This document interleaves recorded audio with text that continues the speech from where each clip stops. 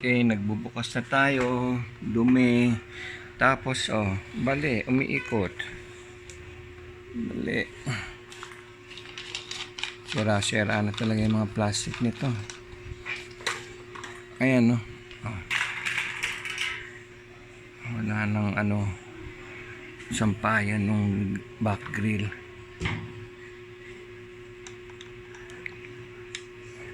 Tapos, isa, dalawa lang tornilyo. Hindi na binalik yung nandun. Mahirap pa naman maghanap ng tornilyo ng electric fan. Kasi fine thread yan. Fine thread yan.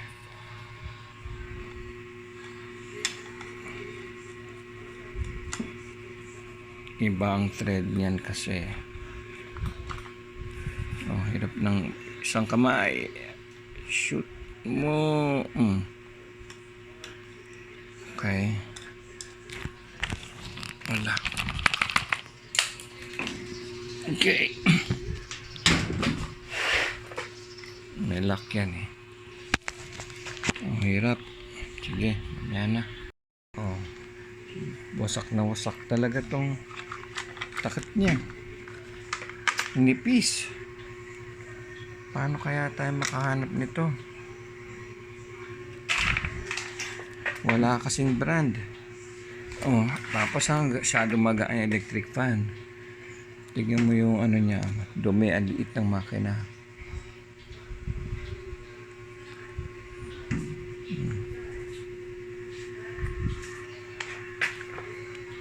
Okay. Tignan muna natin kung magkaka-power yan sa tester. Higa na lang natin sa operating table. Checkin natin ang plug kung buo. Natin ang plug. Lalambot ng mga pyesa.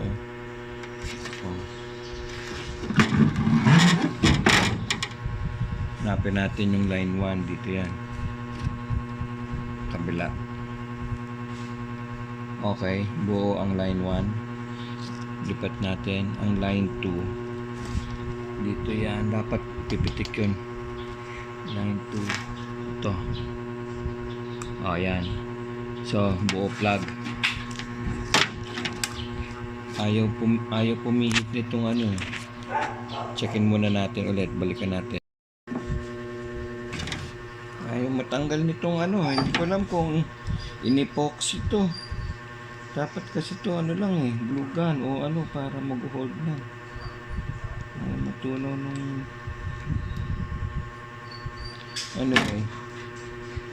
sunog na tong may biyak doon sunog. Kaya kailangan agad antimano papalit tayo nitong switch na to. Pero testingin muna natin yung makina. So ito wala to, palit to sigurado. Pati check natin capacitor, makina. Okay. Sira ang switch. Sunog, basag-basag. Sunog. Basag-basag. Palit. Ang wire okay. Sige. Since pinutol ko na, tingnan ng wire niya. Ulit natin yung value. Okay.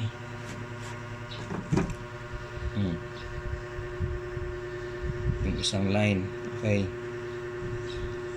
Yung isang line. Okay. So, wala nang problema dyan siya.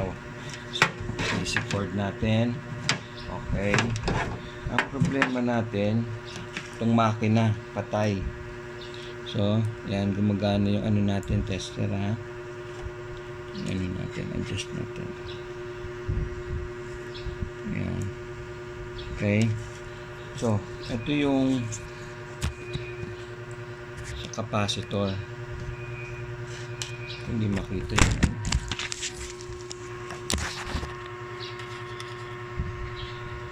Ito yung sa capacitor.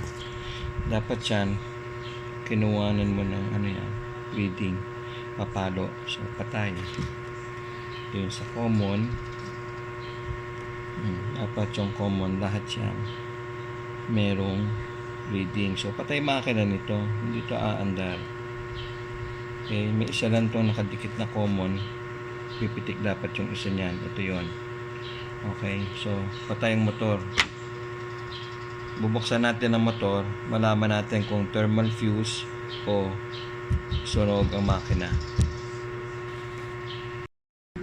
Okay, nabuksan ko na. Ang lagkit ng likod, staka, panghirap tanggalin ng shafting dun sa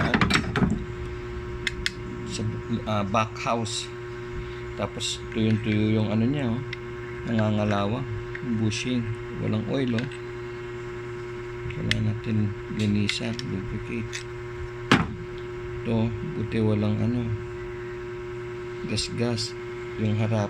Okay, walang gas pero linis. Ganun din, tuyo. May foam yan, ayun, lalagyan ng oil yan. Kaya pag ang electric fan hindi na lalagyan ng oil, ganito na mangyayari sa kanya. Tapos ang makina niya, patay talaga.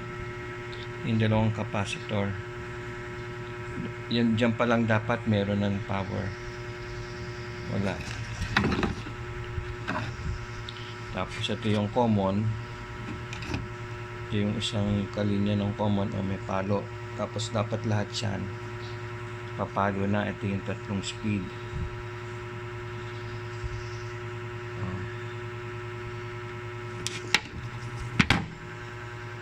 Palit makina na to, bro. Laglag na nga yung mga niya, mga tape.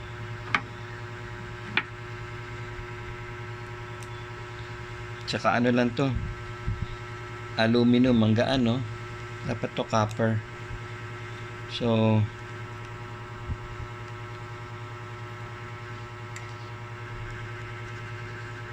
usually may yung dumi, may yan, thermal fuse, pero mukhang walang thermal fuse.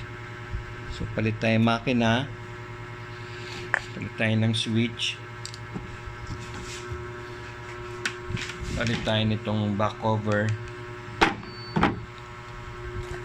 Mukhang okay pa naman yung capacitor. Yan ang mga bibilin dyan, bro.